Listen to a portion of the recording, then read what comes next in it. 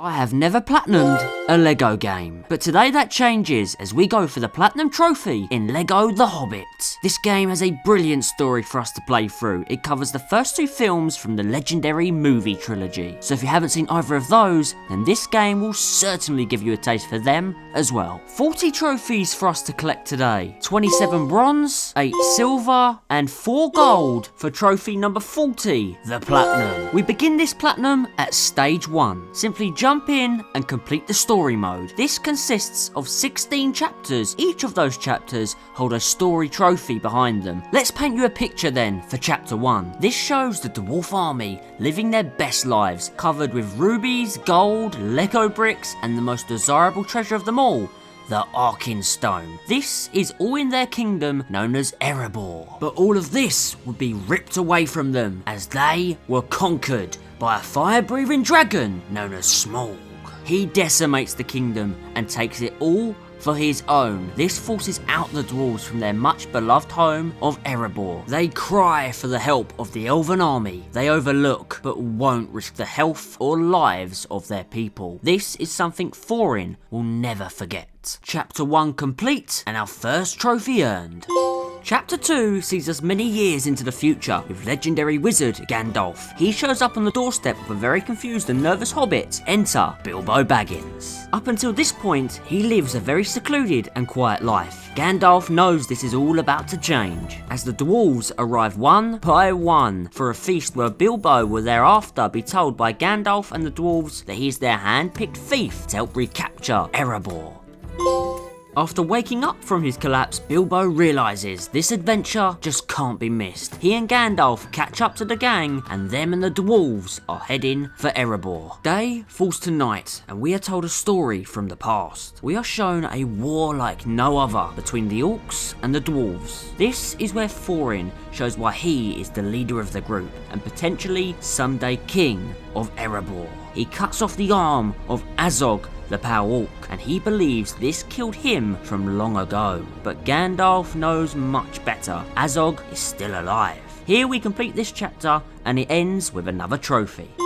As we continue our long journey, we find our next spot to set up a camp. But it turns out we've chosen poorly, as we are right behind a group of 3 huge and hungry troll brothers. These trolls take our horses, which they anticipate will be a delightful dinner, but we will need these to continue our journey. It's time for Bilbo to step up and show his worth as a fleet-footed hobbit. He gets the horses back, but when trying to retrieve his sword, he's captured. This turns into a troll versus dwarf situation, and an all-out brawl begins. We do pick up our first gameplay trophy here for collecting 99 of any loot.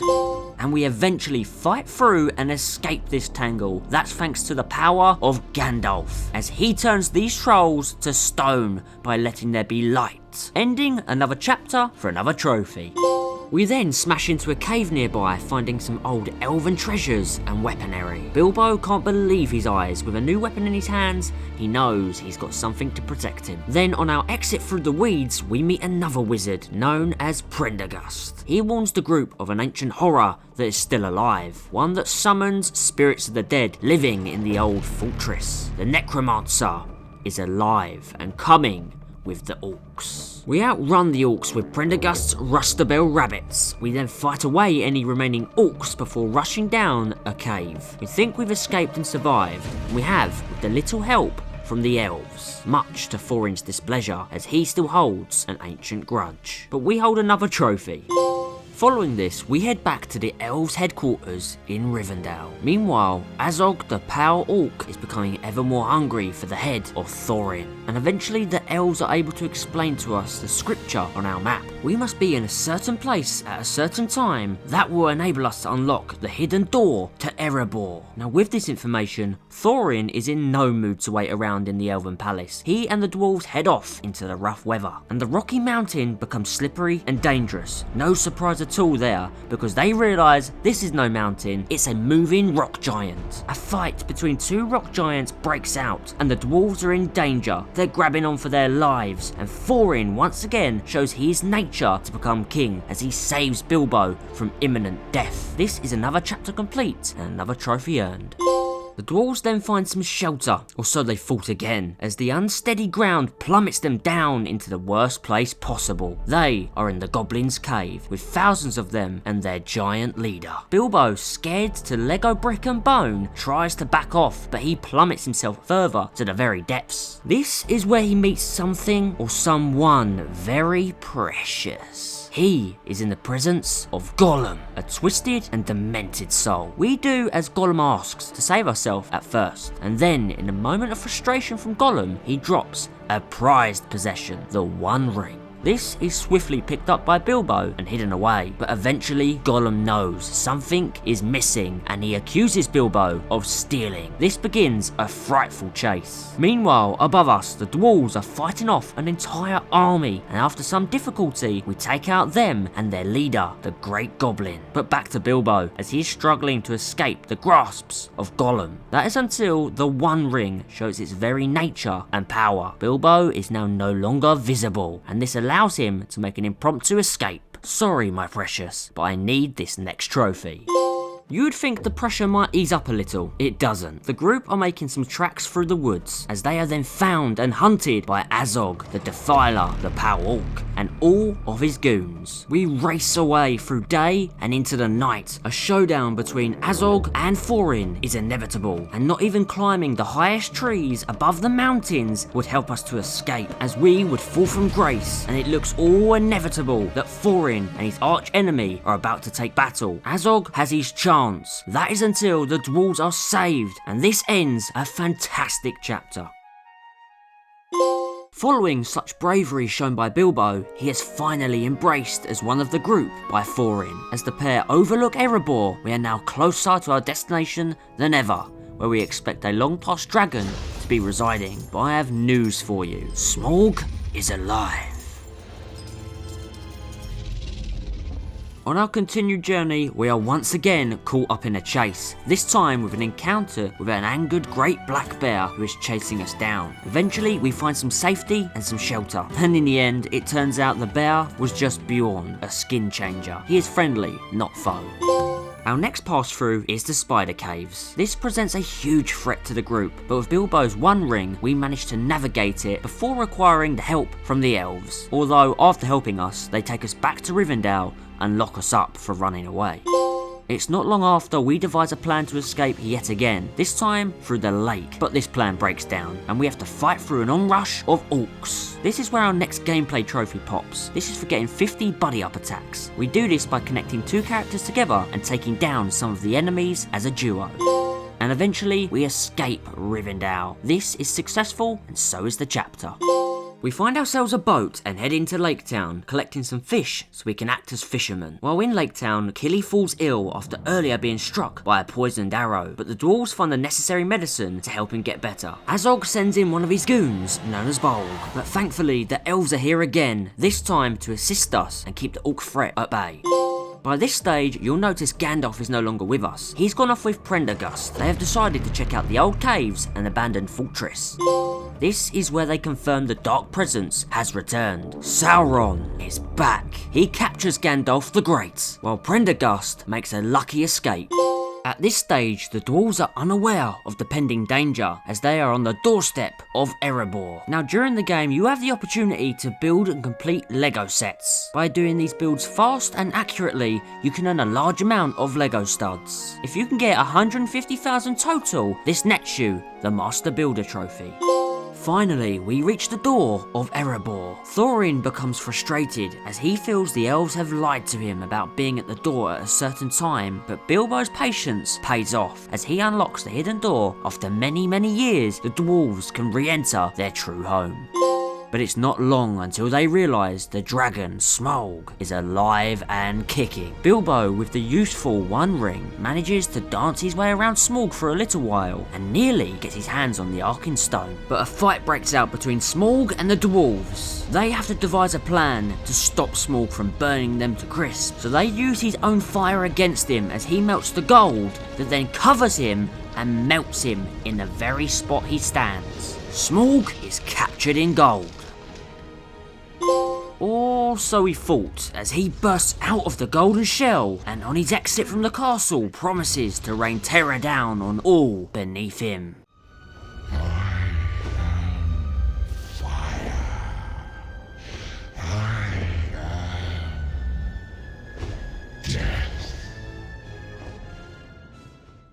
What have we done?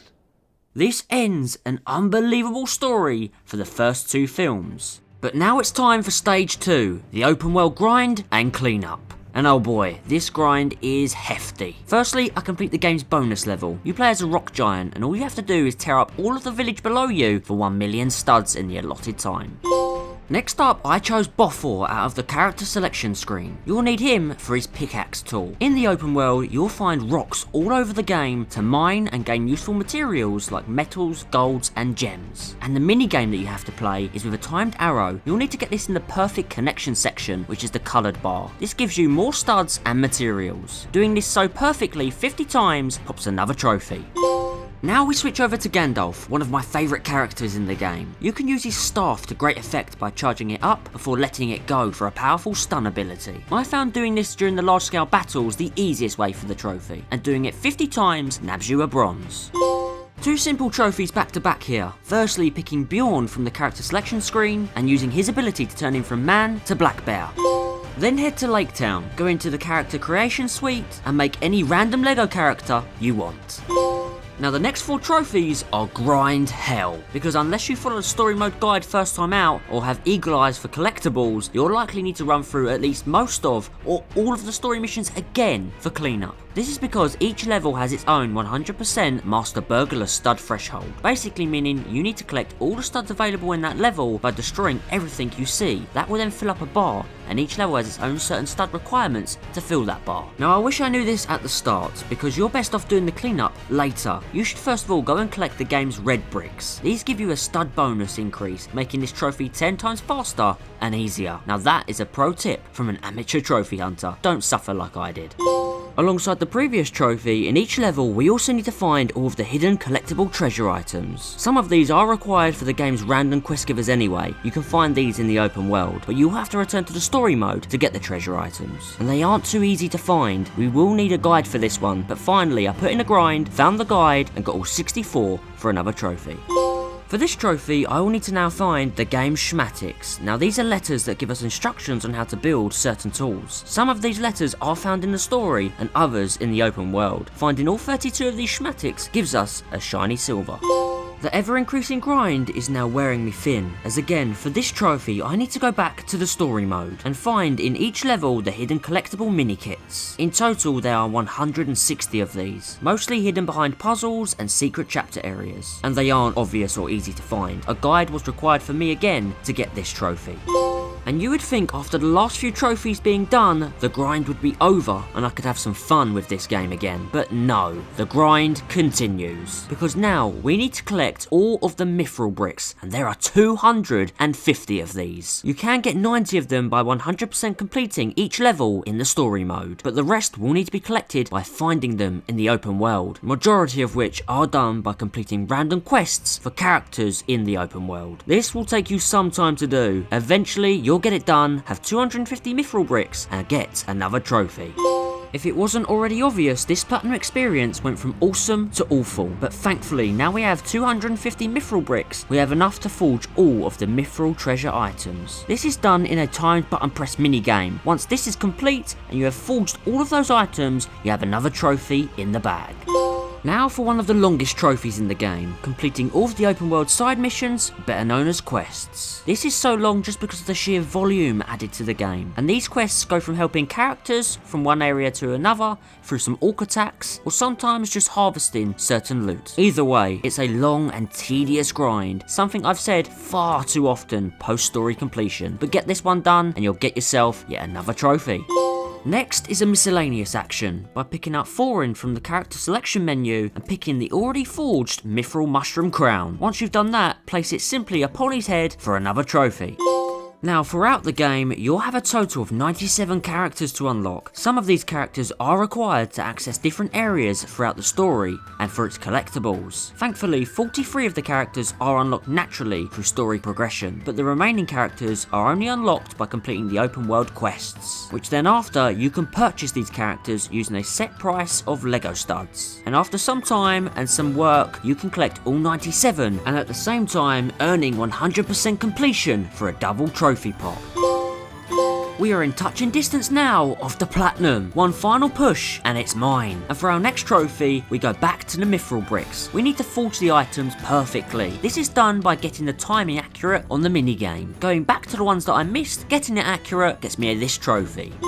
Next up is a trophy similar to the one earlier. It's a miscellaneous trophy. This time we can do it with any random character. It doesn't matter who we pick. All we need to do is equip the Dazzle Wig, Northrop Rhythm Stick and Mithril Dance Boots. This next trophy is a co-op one, so I called on a friend and fellow YouTuber, Motson. I'm sure you've seen his awesome videos before. He joined me via SharePlay and helped to complete a simple story level for this next trophy. Now this trophy is one I'd been in fear of the entire time, as it is noted to be a highly glitchable trophy, something that can stop you from getting the platinum. I needed to get buddy up kills. I had to do so with all 13 dwarves from Thorin's clan, including Thorin himself. So I picked Mr. Bilbo Baggins to be the buddy for everyone else. You'll need to do this with Balin, Biffor, Bofor, Bombor, Dory, Dorlin, Philly, Killy, Glowin, Owen, Ori, Nori and Thorin. And thankfully I didn't get the glitch. This trophy popped, no problem. Down to the final trophy for this platinum. We need to collect a total of 10 billion. Yes, you heard me right, 10 billion Lego studs. Now getting all the Lego bricks in the game early on is recommended. This will make it a hell of a lot easier, as the red bricks allow you to activate a menu multiplier for Lego studs. If you don't do this, you're looking at an insane amount of time to get this trophy. But eventually, after running around with my favourite character of them all, Gollum, and smashing anything and everything in my way for Lego bricks, we pop the trophy. And then the platinum. Finally, one brick at a time, we have built the ladder to conquer Lego the Hobbit's Platinum. This is one I'm going to remember for a long time, for good and bad. It was a fantastic game, but a very grindy platinum experience. But I am weirdly excited to play another Lego game in future. I will, however, need a little break. So let me know in the comments, have you got any Lego Platinums, or will you now be adding this one to your collection? And make sure, as always, to feed me your Platinum suggestions in the comments for more videos like this.